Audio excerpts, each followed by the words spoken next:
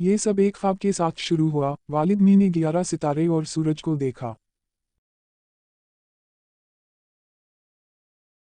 और चांद को ख्वाब में देखा और वो मुझसे सजदा कर रहे थे। नौजवान यूसुफ ने अपने वालिद से कहा। इनके वालिद यकूब नबी थे, वो जानते थे कि ये एक सच्चा ख्वाब था और वो जानते थे इसका क्या मतलब था। यूसुफ करीब से सुनो। अपने भाइयों को इस ख्वाब के बारे में मत बताना, मुझे डर है कि वो आपके खिलाफ साजिश करेंगे। यकूब ने कहा। यूसुफ के 11 भाई थे और वो इससे बहुत हसद करते थे। एक दिन यूसुफ के भाइयों में से एक ने कहा, वालिद यूसुफ से हमसे ज्यादा मोहब्बत करते हैं। हम मजबूत हैं और बहुत से हैं। दूसरे ने कहा। हम इससे बहुत बेहतर हैं। दूसरे ने कहा। मैं कहता हूं कि यूसुफ को मार डालो। में से एक ने मशवरा दिया। अरे नहीं, यूसुफ को मत मारो, लेकिन अगर तुम वाकई इससे जान छुड़ाना चाहते हो, हम इसे कुएं से नीचे फेंक सकते हैं। कुछ मुसाफिर आकर इसे उठा सकते हैं। हम इसे किसी दूर दराज मुल्क में भेज सकते हैं और फिर हम अपना सब कुछ हासिल कर लेंगे। वालिद की महबत, फिर हम अच्छे हो जाएंगे। अब्बा, आप यूसुफ के बारे में हम पर भरोसा क्यों नहीं करते? भाइयों ने यकूब से पूछा। हमें भी इसका ख्याल है। बरा करम इसे कल हमारे साथ भेजें, वो खेलेगा और लतीफ़-अंदोज़ होगा और हम इसकी देखभाल करेंगे। और मुझे डर है कि जब तुम नहीं देख रहे हो तो कोई भेड़िया इसे गिर लेगा। यकूब ने जवाब दिया। हम में से बहुत से ऐसे हैं, अगर ऐसा हुआ तो हम ऐसे हार रहेंगे। भाइयों ने कहा।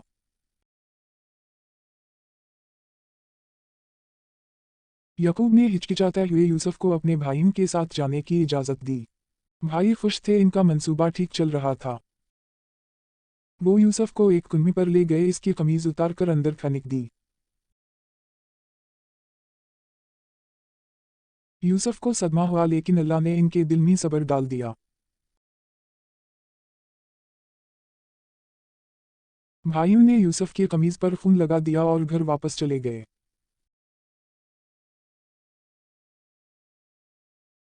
अब्बा, आप यकीन नहीं करेंगे कि क्या हुआ, यूसुफ के भाइयों ने पुकारा। और एक भेड़िया आया और इसे खा गया। यकूब को मालूम था कि वो झूठ बोल रहे हैं। यकूब ने कहा कि तुमने एक बुरा काम किया है, लेकिन मैं सब्र करूंगा और अल्लाह से मदद मांगूंगा।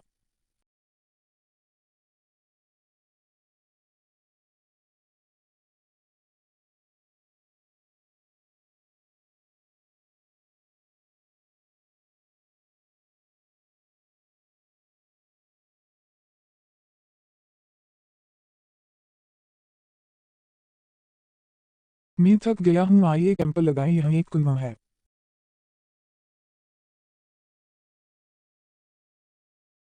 तुम लड़के हमें पानी पिलाओ।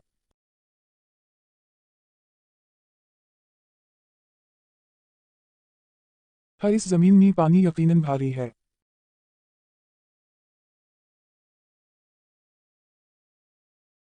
किया, यहाँ एक लड़का है, आज हमारा खुशकिस्मत दिन है।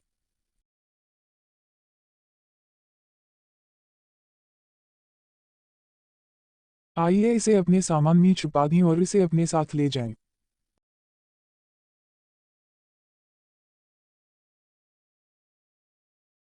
लड़का बराए फरूखत हैरत अंगेज पेशकश सिर्फ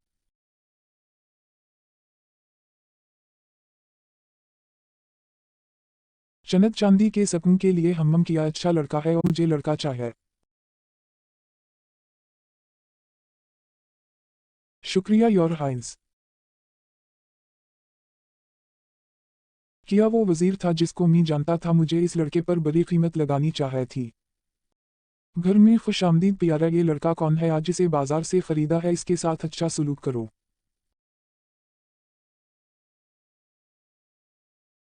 इसके साथ अच्छा सलूक करो, वो सिर्फ एक गुलाम है। वो एक अच्छा लड़का है, वो हमें फायदा देगा, शायद हम इसे बेटा बनाकर गोद ले लें। इस तरह यूसुफ मसर में एक अजीम अलशान घर में ख़त्म हुआ। दिन महीने और साल गुजरते गए और यूसुफ बड़ा होकर एक अक्लमंद और खूबसूरत नौजवान बन गया।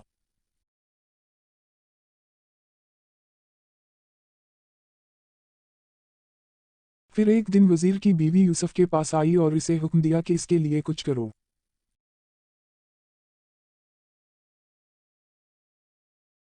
अल्लाह को पसंद नहीं, लेकिन यूसुफ अल्लाह से मोहब्बत करते थे और वो इसकी नाफरमानी नहीं करना चाहता था, इसलिए इसने वजीर की बीवी की बात मानने से इनकार कर दिया।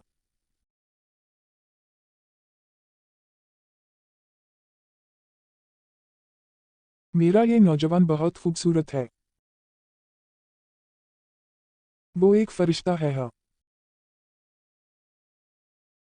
मैं इसे अपनी बात मानने पर मजबूर करूंगा और अगर वो ऐसा नहीं करता तो मैं इस बात को यकीनी बनाऊंगा कि वो जेल जाएगा।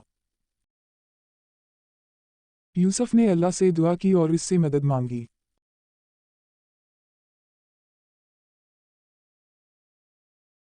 इसने कहा कि जेल इससे बेहतर है जिसके लिए वो मुझे बुला रही है। अल्लाह ने यूसुफ से मोहब्बत की, इसने यूसुफ की दुआ सुनी और इसका जवाब दिया।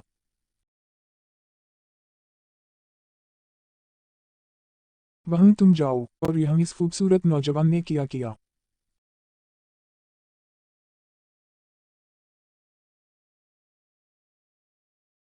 मेरे ख्याल में वजीर की बीवी के साथ कुछ मसला है।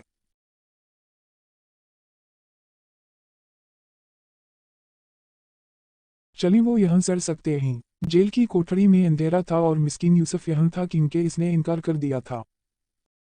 दो और आदमी भी इसके साथ जेल में दाखिल हुए। इनमें से एक साकी बादशाह के मशरूबात का जिम्मेदार था और दूसरा शाही नाम्बाई था। दोनों आदमियों ने अजीब ख्वाब देखे थे।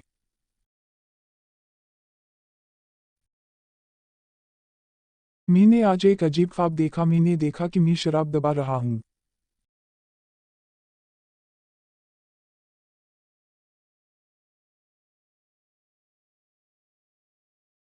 मेरे पास भी एक था। मैंने देखा कि मैं रोटी अपने सर पर उठाए हुए था और परिंदा इससे खा रहे थे।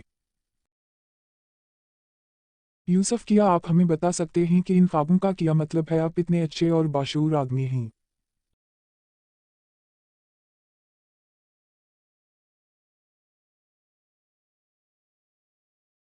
क्या आप हमें बता सकते हैं कि इन ख्वाबों का क्या मतलब है? इन्होंने यूसुफ से पूछा। यूसुफ को ख्वाब की तबीर मालूम थी क्योंकि अल्लाह ने इसे वो ख्वाब इल्म दिया था। वो समझ गया कि इनमें से एक को शदीद खतरा है, लेकिन इनको ख्वाबों के बारे में बताने से पहले इसने अल्लाह के बारे में बताया। ये मेरा रब है जिसने मुझे ख्वाबों की तबीर सिखाई और इन्हें सिर्फ अल्लाह की इबादत की दावत दी। दूसरे के लिए वो मारा जाएगा। यूसुफ ने इनसे कहा, अपने बादशाह को मेरे बारे में बता देना जब तुम आज़ाद हो जाओ। यूसुफ ने साकी से। जल्द ही दोनों आदमी अदालत में गए जैसा कि यूसुफ ने कहा था कि इनमें से एक सजा में मारा गया था और दूसरा बादशाह की खिदमत में वापस चला गया। अरे वहाँ खड़े मत देखो, अपना काम जारी रखो। बादशाह के सबा के पीने का वक्त।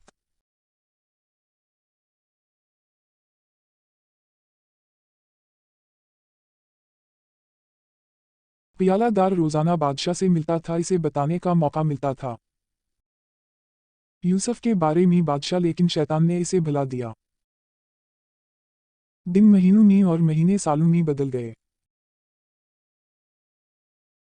और यूसुफ जेल में रहा। इसके घर वालों को भी मालूम नहीं था कि वो कहाँ है, जो अब इसकी मदद कर सकता है। लेकिन यूसुफ को मालूम था कि अल्लाह इसके साथ है और वो उम्मीद खोए बगैर अल्लाह से दुआ करता रहा।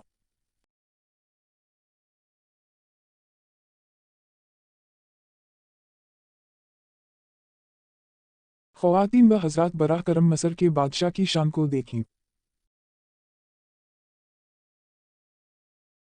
मेरे प्यारे शहजादे काबिल इहतराम पुजारी और मज़द सरबराहान, मैंने आपको यहाँ एक अहम मामले के लिए इकट्ठा किया है। आज मैंने एक अजीब ख्वाब देखा। मैंने 7 मोटी गायें और 7 दबली पतली गायें देखीं। गाय ने मोटी गायों को खाया और मी ने अनाज के साथ सब्ज डंठल और 7 सूखे दिखे। मी इस ख्वाब से पूरी तरह हैरान हूं। क्या आप में से कोई जानता है कि ख्वाबों की तबीर कैसे की जाती है? गाय और अनाज मी ने हमेशा कहा कि वो बादशाह बनने के लिए नाअहल है। मेहरबानी करके हमारी मज़रत कबूल फरमाएं, ये मिले जले ख्वाब लगते हैं, हम नहीं जानते। बादशाह मायूस हुआ, वो अपने दिल में जानता था ये ख्वाब कुछ और था, लेकिन अफसोस ऐसा कोई नहीं था जो इसे बताएं कि इसका क्या मतलब है।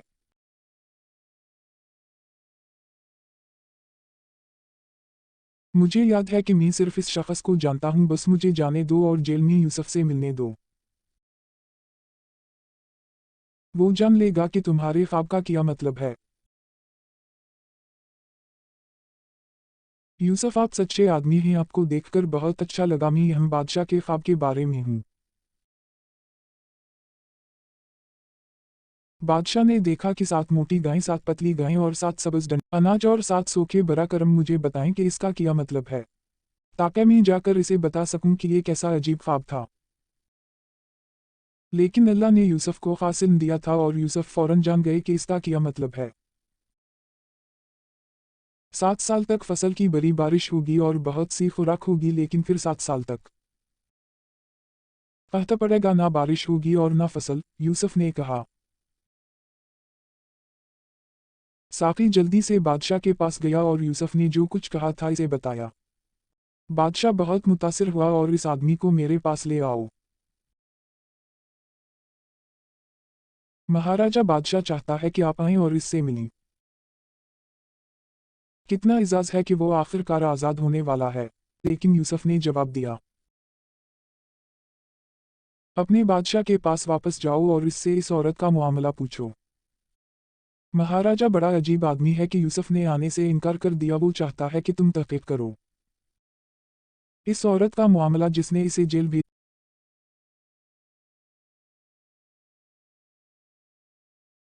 ख्वातीन, सच पूछिए, यूसुफ के साथ किया मामला था। इसने किया वो बेकसूर है महाराजा। इसने कुछ नहीं किया। मुझे इकरार करना चाहिए कि मैं वही हूं जिसका इल्जाम मैंने चाहा कि वो बेवफा हो। वजीर के पास को ले आओ मुझे और इसे बताएं कि वो तमाम इल्जामात से पाक है। मैं इसे अपना करीबी मुशीर मुकर्रर करूंगा।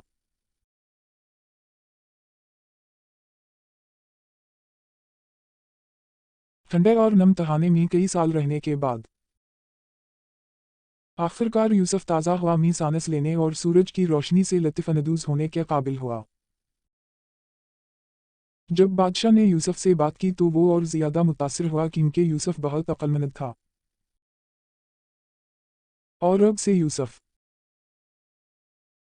मेरा पूरा भरोसा और एहसान है कि यूसुफ ने बादशाह से तकर्रुरी की दरख्वास्त की।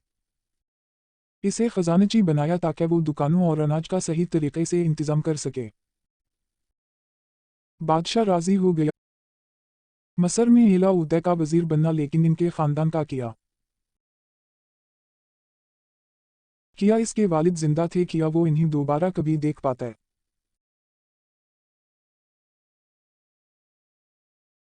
यूसुफ के गुजरे हुए 7 अच्छे सालों ने फसलों को देख मुनासिब तरीके से तकसीम किए गए थे ताकि वो अगले 7 सालों की खुशक साली में रह सकें। फिर 7 मुश्किल साल आए। खुशक साली ने मसर और आसपास की तमाम ज़मीनों को मुतासिर किया। यकूब और इसके बेटे करीब ही कनान में रहते थे और इनके पास भी अब खाना नहीं था। इन्होंने मसर के नेक खजानची के बारे में सुना जो कम कीमत पर अनाज दे रहा था। भाइयों ने अपनी ज़मीन से कुछ पैसा लिए और अनाज खरीदने के लिए मसर चले गए। लेकिन यकूब ने सबसे छोटे भाई बन्यामीन को अपने पास रखा, क्योंकि बन्यामीन ने इसे यूसुफ की याद दिलाई थी।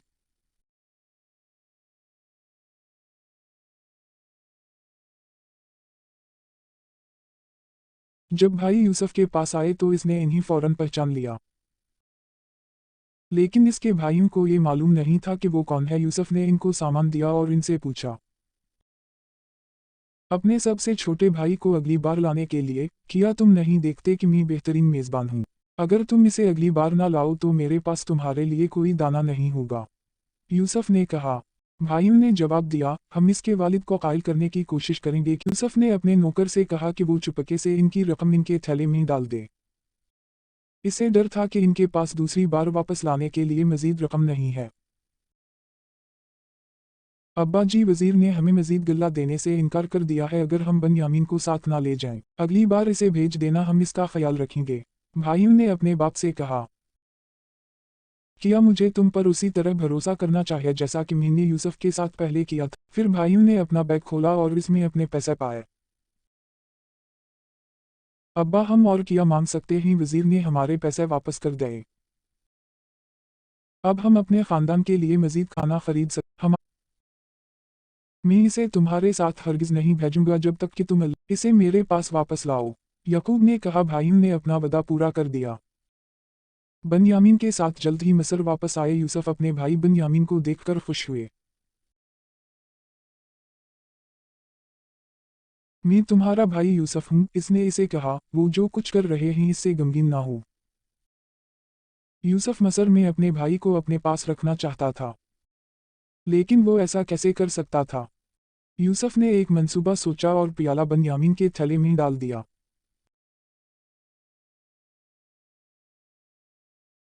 अरे तुम चोर हो, तुमने किया खोया? भाइयों ने पूछा।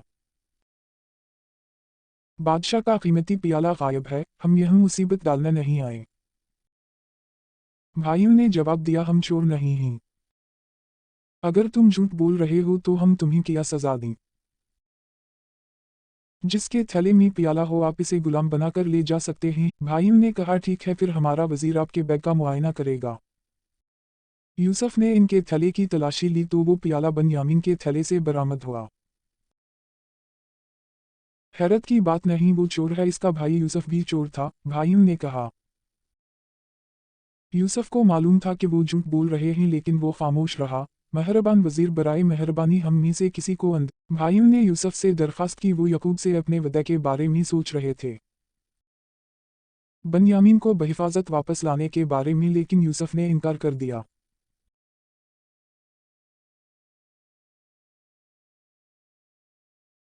अब्बा, आपके बेटे ने चोरी की है, आप काफिले वालों से पूछ सकते हैं, और इस शहर के लोगों से भी हम सच कह रहे हैं। तुम्हारी जानू ने तुम्हें एक बुरे काम पर मजबूर किया है, लेकिन मैं सब्र करूंगा। अल्लाह इनको मेरे पास वापस ले आएगा। यकूब ने कहा। यूसुफ और बनियामीन को बहुत याद किया। इनके लिए इतना रोएगा कि वो अंधा हो गया। तुम अपनी सेहत खराब करोगे या मर जाओगे। अगर तुम यूसुफ के बारे में ऐसा ही सोचते रहो तो भाइयों ने यकूब से कहा। मैं सिर्फ अल्लाह से अपने दिख की शिकायत करता हूँ, मैं अल्लाह की तरफ से कुछ जानता हूँ जो तुम नहीं जानते। इसने जवाब दिया। मेरे बेटे, जाओ और यूसुफ और इसके भाई को ढूंढो, अल्लाह से नाउम्मीद ना होना। वजीर, हमारा खानदान एक मुश्किल वक्त से गुजर रहा है। हम बहुत कम पैसा लाए हैं, लेकिन बराह करम हमें मजीद गल्ला दे दो। भाइयों ने यूसुफ से दरखास्त की।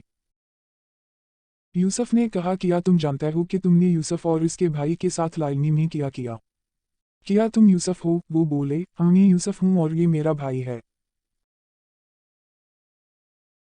अल्लाह हम पर बहुत मेहरबान है। यूसुफ ने कहा। भाइयों ने इतराफ़ किया कि वो गलत थे।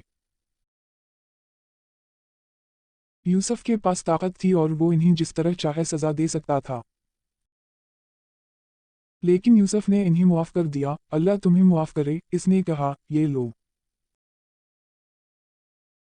मेरी कमीज और इसे वालिद के चेहरे पर डाल दो, इनकी बीनाई वापस आ जाएगी। फिर अपने पूरे खानदान को मेरे पास ले आओ। तुम्हें लगता है कि ये बुढ़ापे की वजह से है, लेकिन मुझे यूसुफ की खुशबू आ रही है। यकूब बोला। भाई खुशखबरी लेकर अपने वालिद के पास वापस आए और यूसुफ की कमीज इनके चेहरे पर डाल दी। यकूब ने कहा, क्या मैंने तुमसे नहीं कहा था कि मैं अल्लाह की तरफ से कुछ जानता हूँ जो तुम नहीं जानते थे।